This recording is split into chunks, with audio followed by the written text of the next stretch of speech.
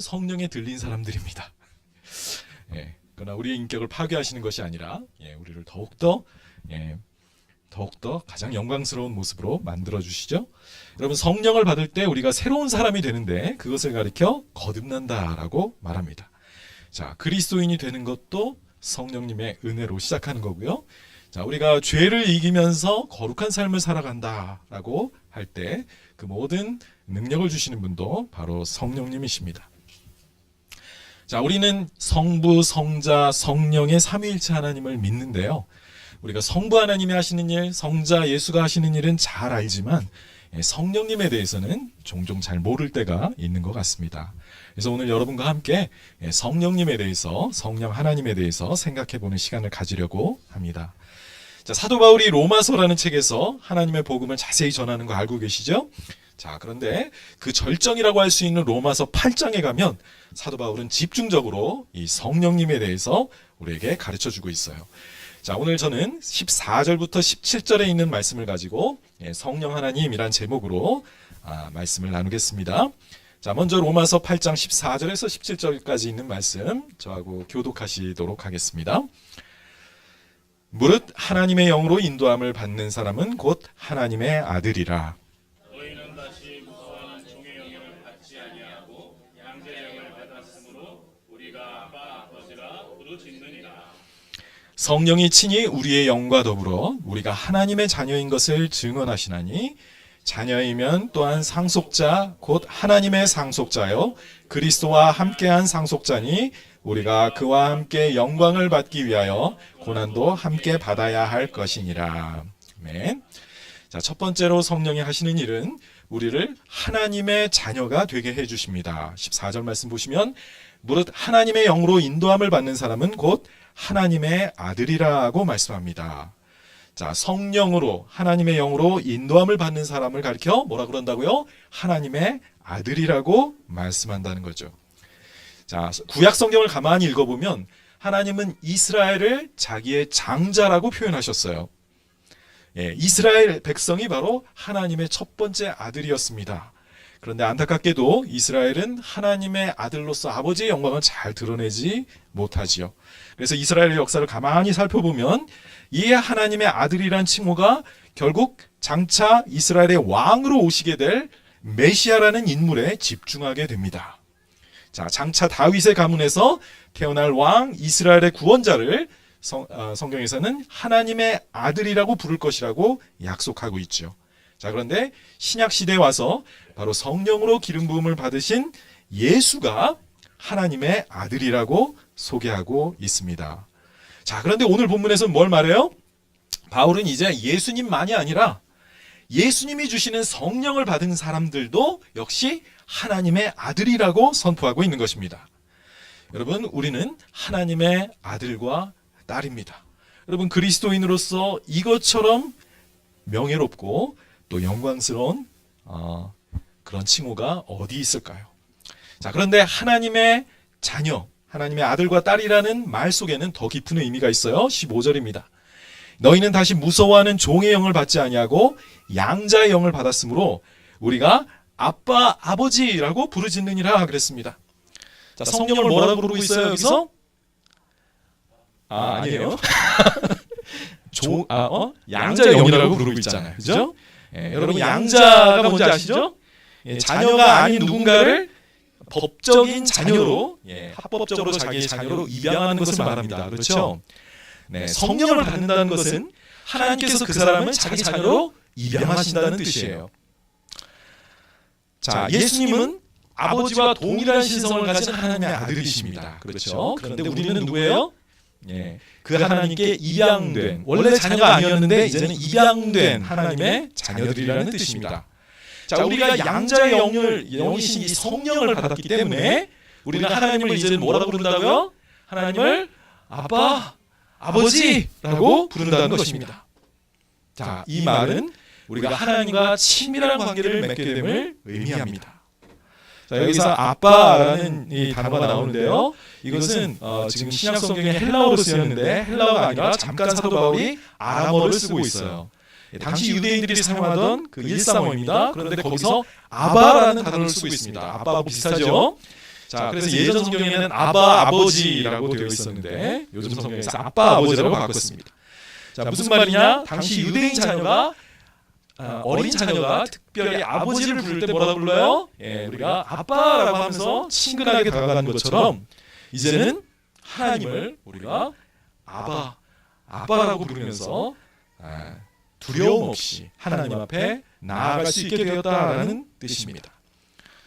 우리는 하나님과 이제는 성령을 받음으로 인해 친밀한 관계, 아버지와 아들의 그 친밀한 관계 속에 들어가게 되었다는 것이죠. 자, 특별히 15절에서 무서워하는 종의 영을 받지 않고 양자의 영을 받았다고 했죠. 자, 이 두 가지가 대비되어 있는데요. 여러분 한번 종을 생각해 보세요. 종은 아버지의 집에 있긴 있지만 아들이 아닙니다. 주인의 소유물이죠. 주인의 명대로 그는 복종해야 되는 그런 관계에 있습니다. 주인의 말을 듣지 않으면 무서운 벌을 받거나 아니면 죽임을 당해도 할 말이 없는 존재예요. 그래서 주인을 무서워할 수밖에 없는 사람이 바로 종입니다. 반면에 아들은 어때요? 아버지가 무서워서 순종하는 것이 아니라 아버지를 사랑하고 존경하기 때문에 아버지를 기쁘시게 하기 위해 기꺼이 아버지의 말씀에 순종하지요. 자, 유대인들은 아까 이스라엘을 하나님의 장자라고 부르기는 했지만 신학적으로 맞긴 하지만 감히 하나님을 아버지라고 부르지 못했습니다. 그런데 하나님을 아버지라고 친밀하게 부르는 분이 있죠? 바로 예수님입니다. 예수님은 유대인들 앞에서 하늘에 계신 그 하나님을 자기 아버지라고 불러서 그들의 신경을 곤두세워 놓았습니다. 자, 예를 들면 요한복음 5장 17절에서 이렇게 말씀해요. 예수께서 그들에게 이르시되 내 아버지께서 이제까지 일하시니 나도 일한다 라고 말씀하셨어요. 예수님 하나님 뭐라고 불렀어요? 내 아버지라고 불렀습니다. 자, 이것은 예수님께서 자신이 바로 하나님의 아들 그리스도임을 지금 암시하고 있는 표현이죠. 자, 뒤에도 조금 더 가보면 요한복음 8장에 가면 유대인과 그 갈등이 좀 심해지는 구도 속에서 예수님이 또 한 번 분명하게 말씀하십니다. 예수께서 대답하시되 내가 내게 영광을 돌리면 내 영광이 아무것도 아니거니와 내게 영광을 돌리시는 이는 내 아버지시니 곧 너희가 너희 하나님이라 칭하는 그이시라. 너희는 그를 알지 못하되 나는 안다 라고 말씀합니다. 자, 유대인들은 이 말을 듣자 이것을 신성모독이라고 표현합니다. 감히 자기가 인간이 되어서 하나님을 아버지라고 부른다니, 자신을 하나님과 동격으로 만들고 있다고 생각해서 예수님께 돌을 던져 죽이려고 하기까지 하는 모습을 보여주게 됩니다. 이렇게 예수님은 하나님을 아버지라는 이 쇼킹한 이름으로 부르셨을 뿐만 아니라 제자들에게도 하나님을 아버지라고 부르도록 훈련하셨어요. 그렇게 가르치셨습니다. 예를 들면 우리에게 모범으로 가르쳐 주신 주 기도문이 있죠. 이렇게 기도하라 그랬을 때 뭐라고 기도하라고요? 하늘에 계신 우리 아버지여라고 기도하게 가르쳐 주셨습니다. 예수님께서 그 아버지와 누렸던 그 친밀한 관계를 우리에게도 똑같이 공유해 주시는 것이죠. 여러분, 이렇게 하나님을 무서워할 수밖에 없는 이 하나님을 아버지라고 부를 수 있는 것이야말로 그리스도인들의 특징이요 특권입니다. 이렇게 된 것이 무엇 때문이라고요? 바로 우리에게 양자의 영이신 성령께서 우리 안에 거하시기 때문입니다. 자, 성령님은 우리를 예수님과 하나로 만들어주죠. 예수님과 연합시키셔서 예수님에게 속한 모든 특권을 우리에게 주시는데 그 중에 바로 아들됨의 특권을 우리에게 공유해 주신다는 것입니다.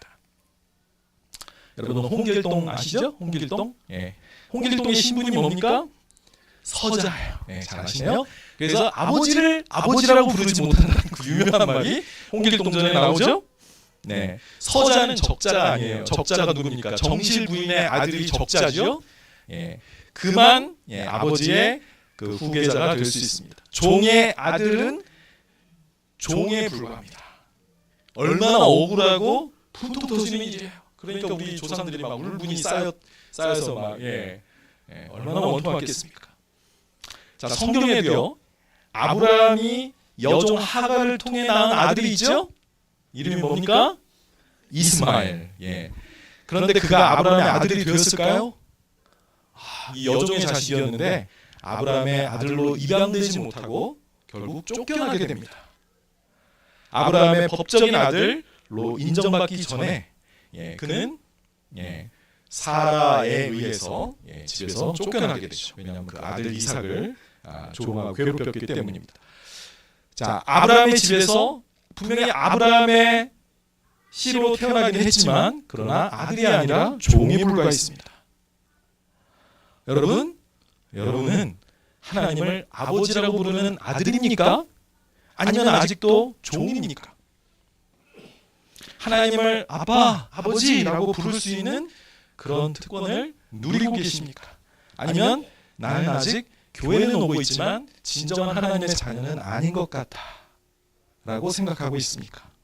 그래서 아버지라고 부르지 못하고 그 하나님을 무서워하고 있습니까? 하나님을 섬기긴 섬기는데 무서워서 벌 받을까 봐 두려운 마음으로 섬기고 있지는 않습니까? 여러분, 하나님의 아들이 되는 길은 양자의 영이신 성령을 받는 것이죠. 그런데 그분을 그 성령님을 내가 어떻게 받나요? 라고 물어보신다면 좋은 질문이에요.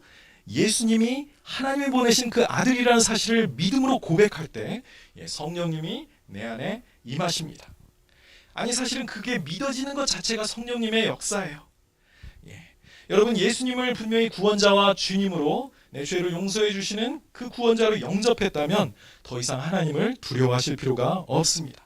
그 고백을 하게 하신 성령님이 내 안에 계심으로 이제부터는 하나님을 뭐라고 부르라고요? 아빠, 아버지라고 부르면서 하나님께 나아가시기 바랍니다. 어색하시더라도 자꾸 불러보세요. 자꾸 부르면서 친근하게 나아가면 그 말이 입에 익을 것이고 하나님과의 그 관계를 친밀하게 더 누리실 수 있게 될 것입니다. 이게 첫 번째로 성령님이 주시는 은혜고요. 자, 두 번째로 성령님은 우리에게 구원의 확신을 주십니다. 16절인데요. 성령이 친히 우리의 영과 더불어 우리가 하나님의 자녀인 것을 증언하신다고 했습니다. 자, 우리 안에서 우리가 하나님의 자녀임을, 하나님의 아들과 딸임을 증언하시는 분이 바로 성령이시다라는 거죠. 자, 이것을 신학에서는 성령의 내적 증거라고 합니다. 구원의 확신 가운데 내 안에 내적으로 가진 그 확신은 무엇이냐? 성령님이 내 안에서 나를 하나님의 자녀라고 지금 인정해주고 있는 거예요. 증언해주고 있는 겁니다.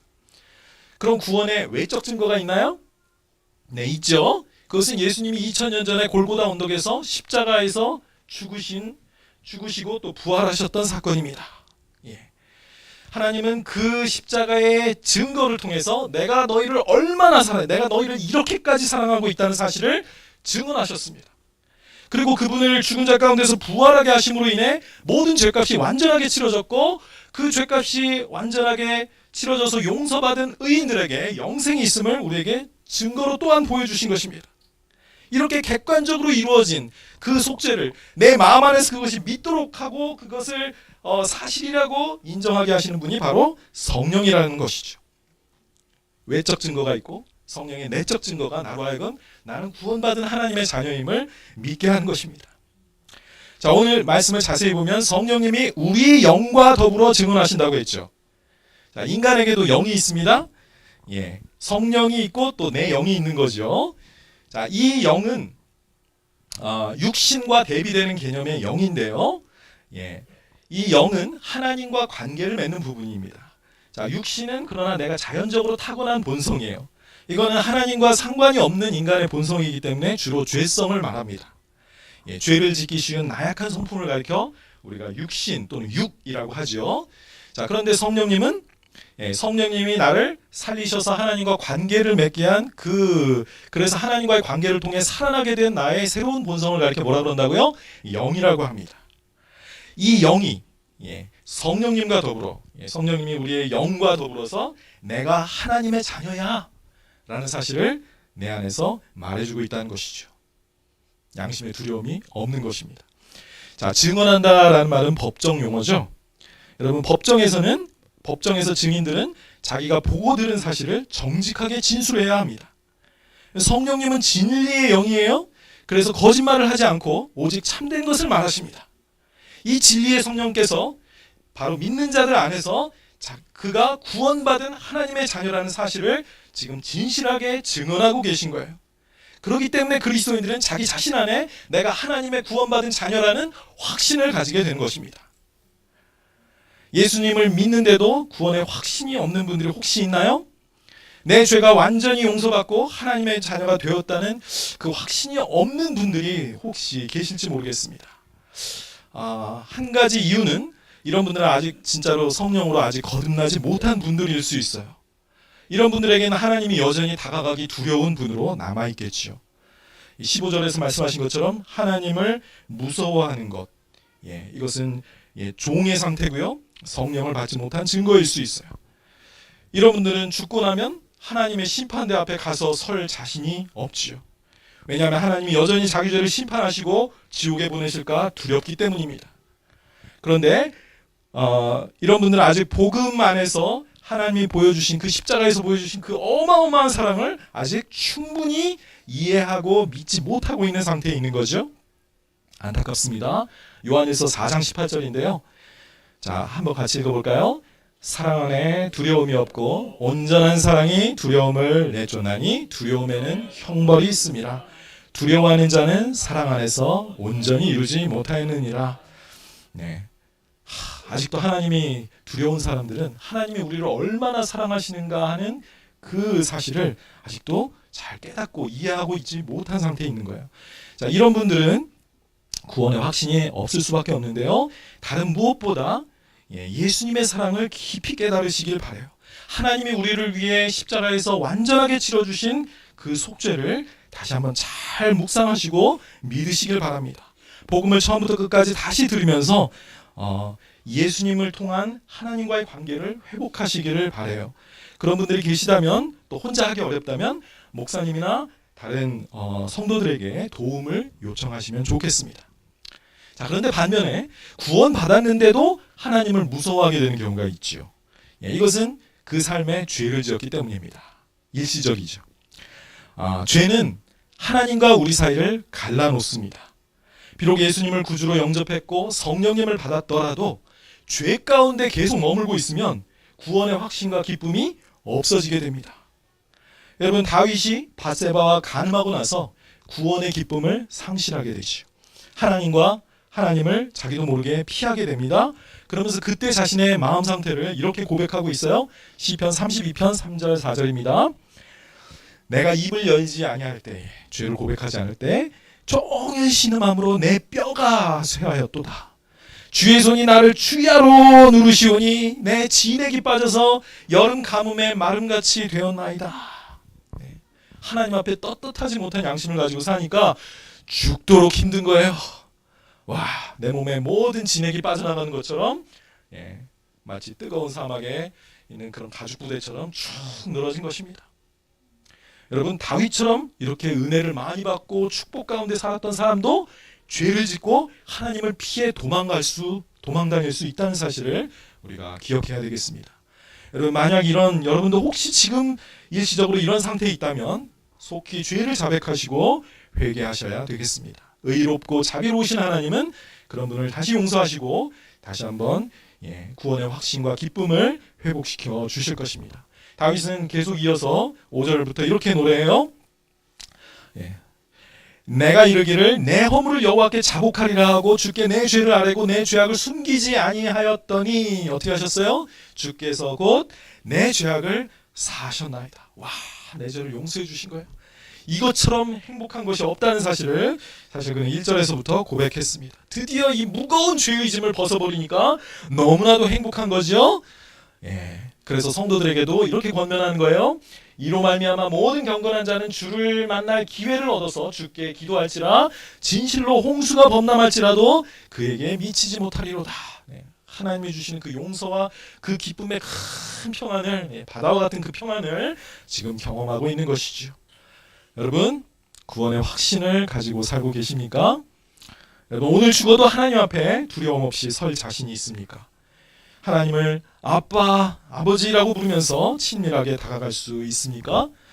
여러분은 만약에 그렇지 못한 자신을 본다면 여러분, 성령께서 무엇을 원하는지 잘 생각해 보시기를 바랍니다.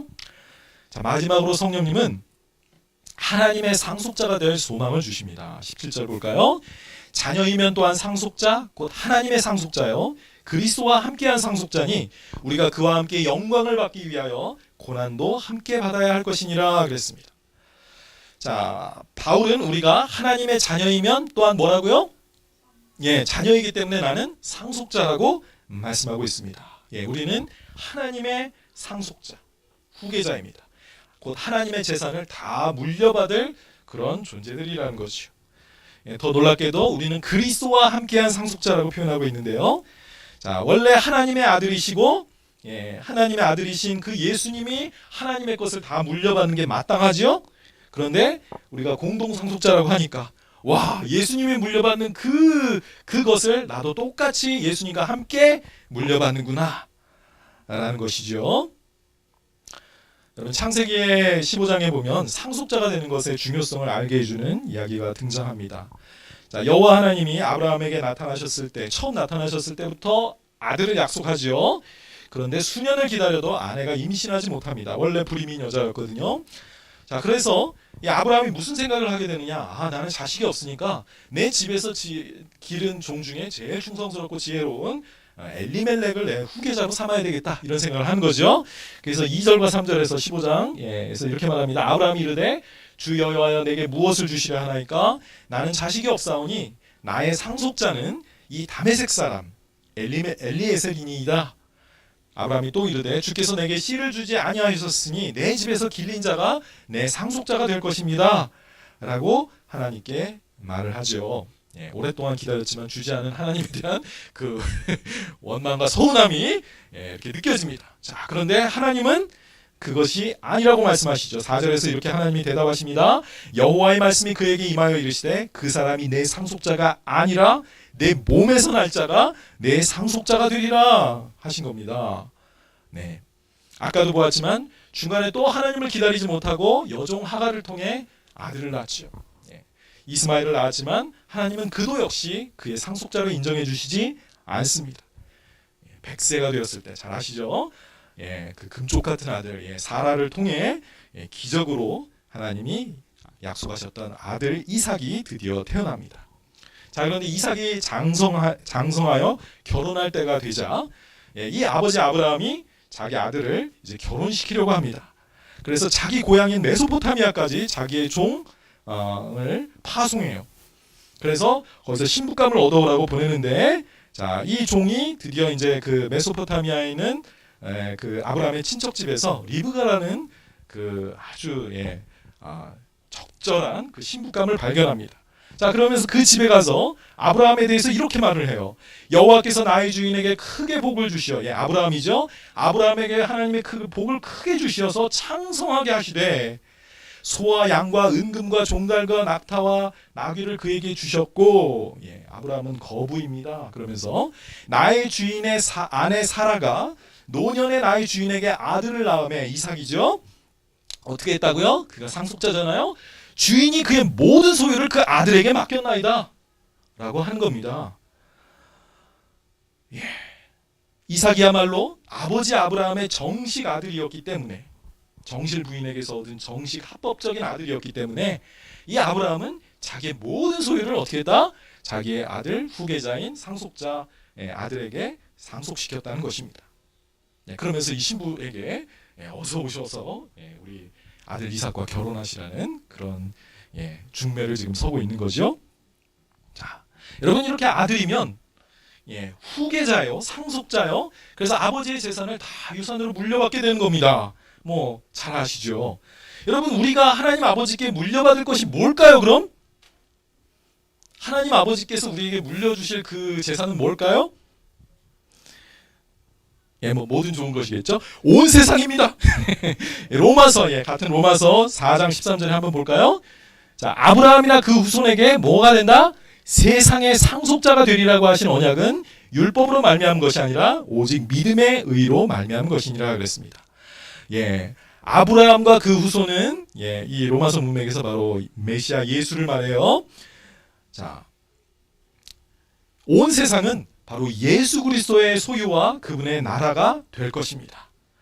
그를 믿음으로 하나님의 자녀가 된 그리스도인들은 그 나라를 함께 물려받아 함께 그리스도와 다스리는 영광을 누리게 될 것입니다. 근데 이걸 어떻게 얻어요? 율법을 잘 지켜서 얻는 게 아닙니다. 아까도 말씀드렸지만 믿음을 발휘할 때 하나님은 그를 의롭다고 인정해 주시고 그를 하나님의 자녀 삼아 주시고 상속자가 되게 하시는 것입니다.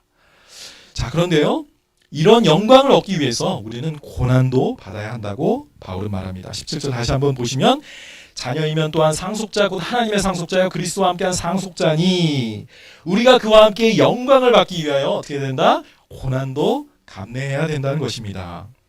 여기서 함께라는 단어가 여러 번 강조되고 있죠. 우리는 그리스도와 함께한 상속자고 그와 함께 영광을 얻기 위해 지금은 고난도 함께 해야 한다. 여러분, 예수님께서 어떻게 지금 하나님의 보좌 우편에 앉아 계시게 됐습니까? 그 부활과 승천의 영광을 어떻게 누리시게 됐어요?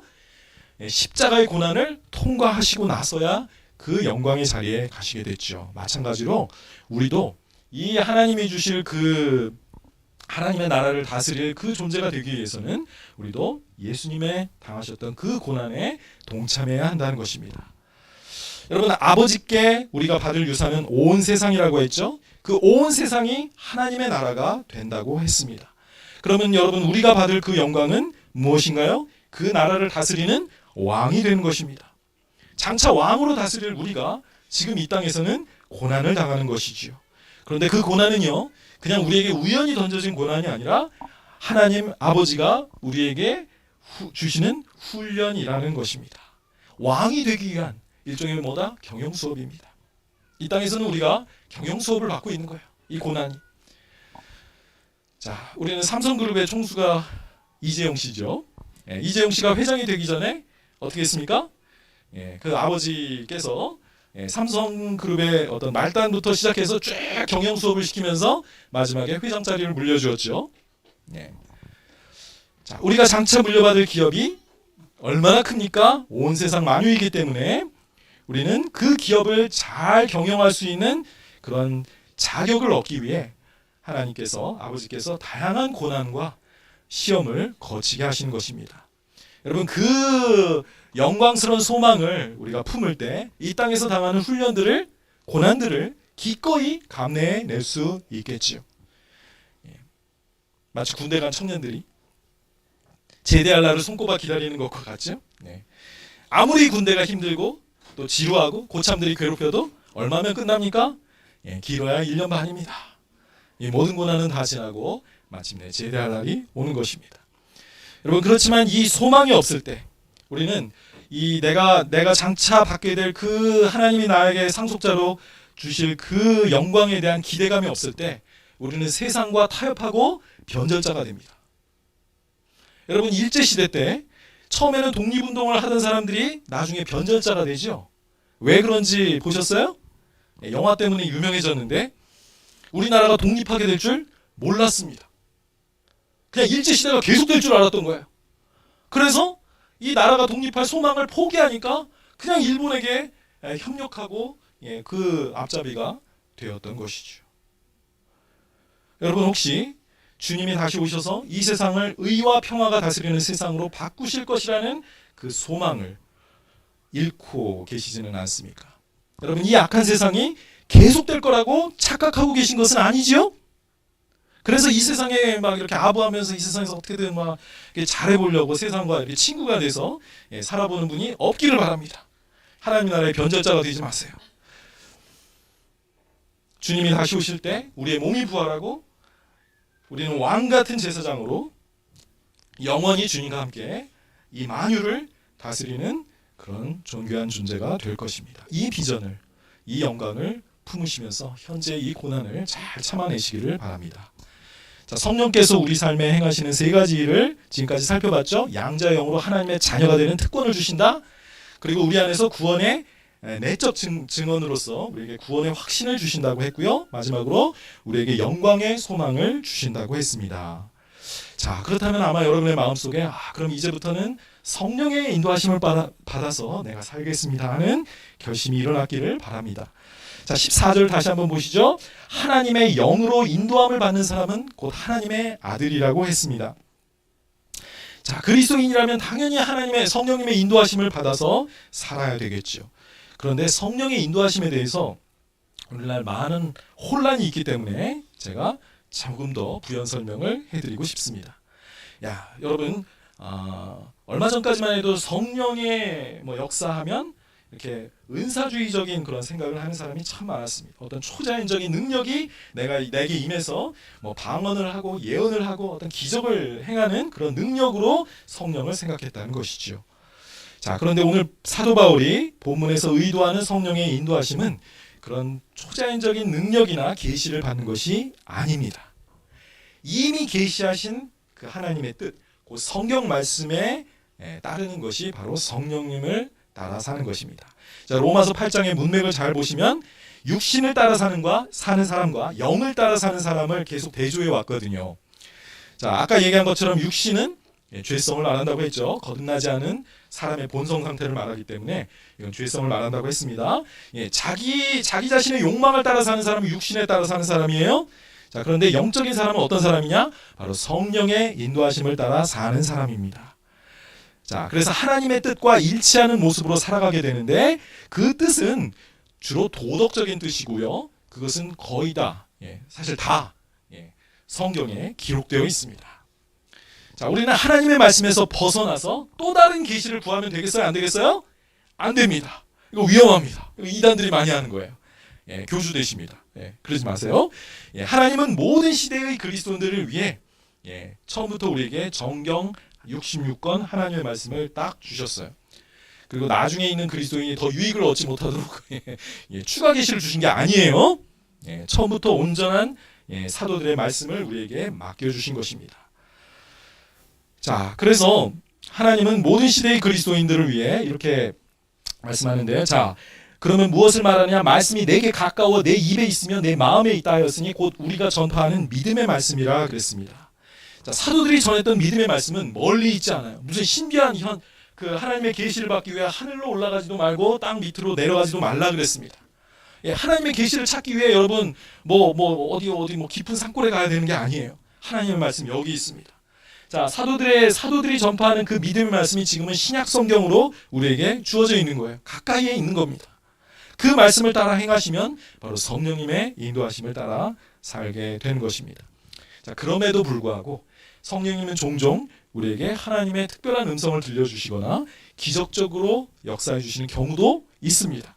그걸 배제하는 건 아니에요. 예를 들면 사도행전 16장에서 이런 일이 일어나죠. 사도 바울이 2차 선교 여행을 하고 있었는데 가던 길이 자꾸 막히고 이런 답답한 상황이 발생해요.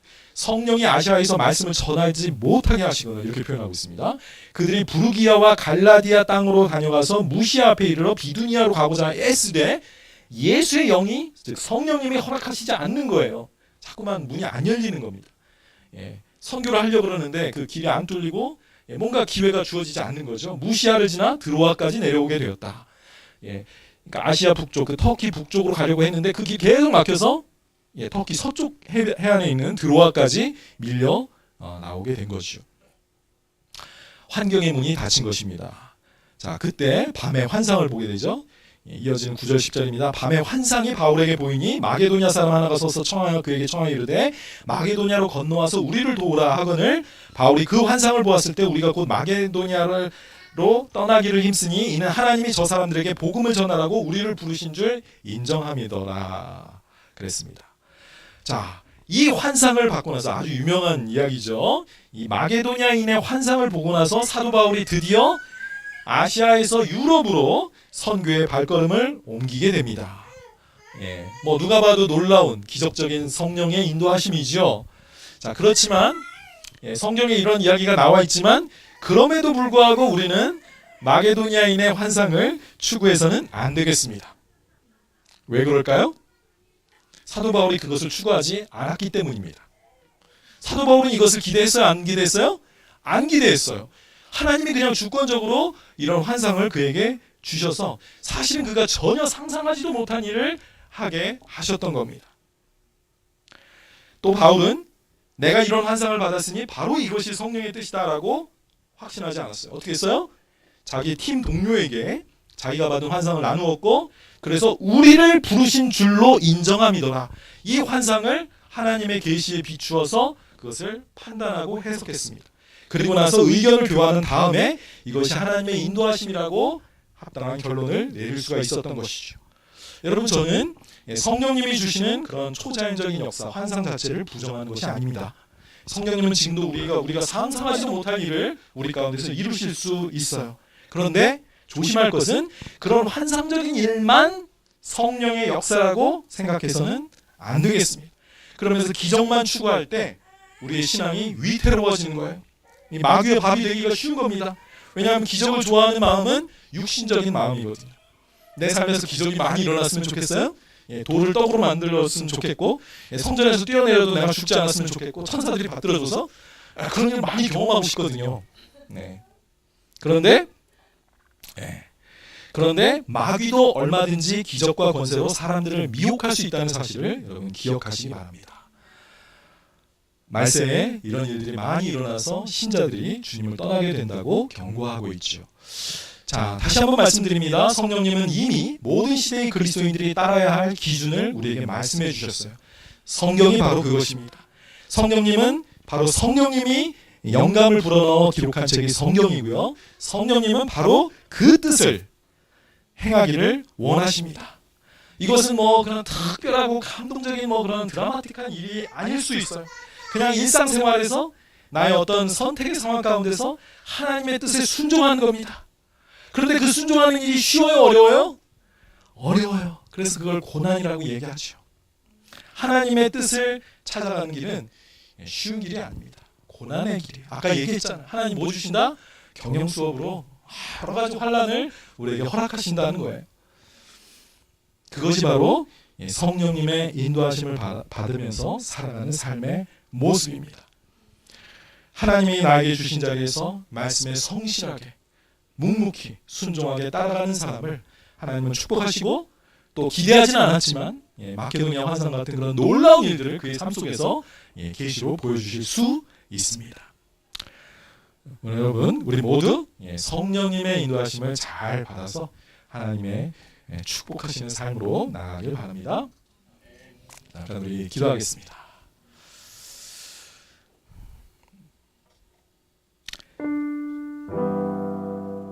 자, 여러분 마음속에 혹시 하나님 아버지를 두려워하는 마음이 크지는 않습니까? 하나님을 아빠라고 부르면서 친근하게 다가가지 못하고 하나님 앞에 서는 것이 껄끄럽고, 뭔가 내 양심 안에 아직도 해결되지 않은 뭔가 하나님과의 관계 뭔가 장애물이 있지는 않습니까? 만약 그런 분이 계시다면, 그리고 오늘 성령께서 그 문제를 보여주셨다면 여러분 그냥 지나가지 마세요. 해결하시기 바랍니다. 자비로우시고 은혜가 풍성하신 그 하나님께 두려워하지 마시고 나오세요. 내가 아직 믿지 못하고 있음을 고백하시기 바랍니다. 그러면서 성령께서 내 마음에 그리스도의 그 충만하신 사랑을, 하나님이 나를 얼마나 사랑하신가를 다시 한번 확신시켜달라고 기도하시기 바랍니다. 목사님이나 사모님에게 도움을 요청하셔도 좋겠습니다. 저도 얼마든지 여러분 도와드리기 원합니다. 두려워하지 마세요. 하나님은 우리를 심판하시고 지옥에 보내시기 위해 우리를 구원하신 것이 아닙니다. 여러분, 이 자리에 오신 것도, 이 말씀을 들은 것도 다 하나님이 여러분을 사랑하시기 때문에 인도해 주신 은혜입니다. 그것을 받아들이지 못하는 것은 내 마음에 삐뚤어진 마음뿐이에요. 그것이 바로 죄입니다. 내 마음에 집중하지 마시고 하나님이 나를 위해 하신 일에 집중하면서 여러분 해방되시고 자유를 얻으시기 바랍니다.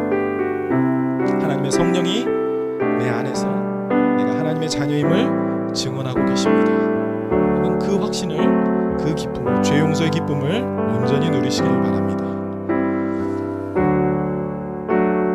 여러분의 인생 가운데 혹시 시험과 고난을 당하고 계신 분이 있습니까? 나는 분명히 하나님의 뜻에 순종하고 있는 것 같은데 왜 내 삶이 광야와 같아지고 있을까? 예수님도 광야에서 시험 받으셨습니다. 이스라엘 백성도 40년 동안 구원받고 나서 광야 생활을 했지요. 여러분, 성령님을 따라간다는 것이 꽃길을 걷는 길이 아님을 기억하시기 바랍니다. 그 길은 고난을 견디는 길입니다. 그러나 소망이 있기 때문에 나는 그 고난을 이겨낼 수 있습니다. 성령님이 지금 나와 함께 계시기 때문에, 내가 하나님의 자녀라는 사실을 확증해주고 계시기 때문에 나는 지금 내가 당하는 이 고난이 영원하지 않다는 것을 압니다. 하나님의 거룩하신 뜻 가운데, 그 깊으신 뜻 가운데 나를 훈련하시기 위해 이 고난을 주고 계신 것을 나는 믿기 때문에 나는 이길 수 있습니다. 도와주세요.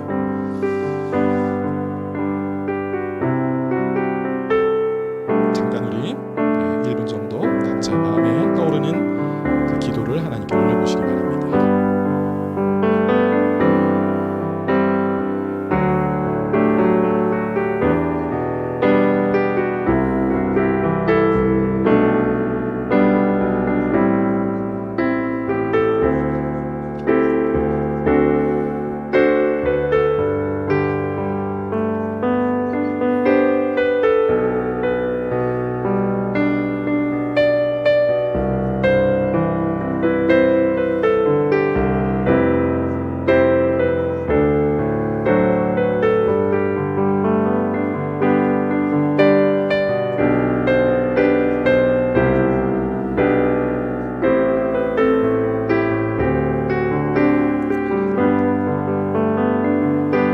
아버지 하나님, 예수님께서 십자가에서 다 이루어 놓으신 그 속죄의 은혜가 우리의 마음속에서도 완벽하게 믿어질 수 있도록 도와주시옵소서. 죄에서 자유케 해주시고 하나님이 용서받은 자의 기쁨을 가지고 주여 이 남은 인생 살아갈 수 있게 도와주시옵소서.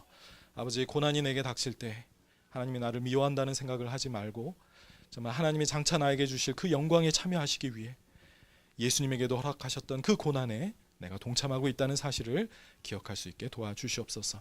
아버지, 무엇보다 귀한 것 성령님의 인도하심을 받아 사는 것임을 오늘 배웠습니다. 하나님이 사랑하시는 우리가 아들이며 딸임을 오늘 기억했습니다. 아버지, 이 기쁨, 이 특권, 이 영광을 지금부터 누리면서 아버지 우리 삶의 어려움들을 잘 이겨낼 수 있게 도와주시옵소서. 감사하신 예수님의 이름으로 기도했습니다. 아멘. 우리 자리에서 다 같이 일어나